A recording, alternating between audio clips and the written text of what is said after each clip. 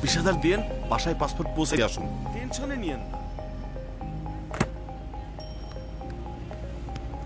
কি ব্যাপার মনসুর ভাই, লাইনে দাঁড়ানো কেন?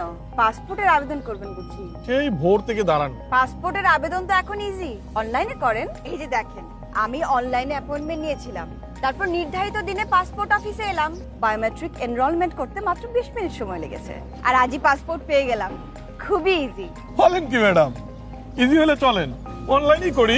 পাসপোর্টে আবেদন করার পূর্বে আপনার জন্ম নিবন্ধন সনদ অথবা জাতীয় পরিচয়পত্রের তথ্য সঠিকভাবে লেখা হয়েছে কিনা নিশ্চিত হয়ে নিন। 2010 সাল থেকে ডিজিটাল পদ্ধতিতে বাংলাদেশে পাসপোর্ট প্রদান শুরু হয়েছে। বর্তমানে চালু হয়েছে ই পাসপোর্ট, যা আরও নিরাপদ ও উন্নত প্রযুক্তি সমৃদ্ধ। ই পাসপোর্টের মাধ্যমে অতি দ্রুত সময়ে ইমিগ্রেশন প্রক্রিয়া সম্পন্ন করা সম্ভব। ই পাসপোর্ট মুজিব বর্ষে মাননীয় প্রধানমন্ত্রী শেখ হাসিনার পক্ষ থেকে জাতির জন্য উপহার।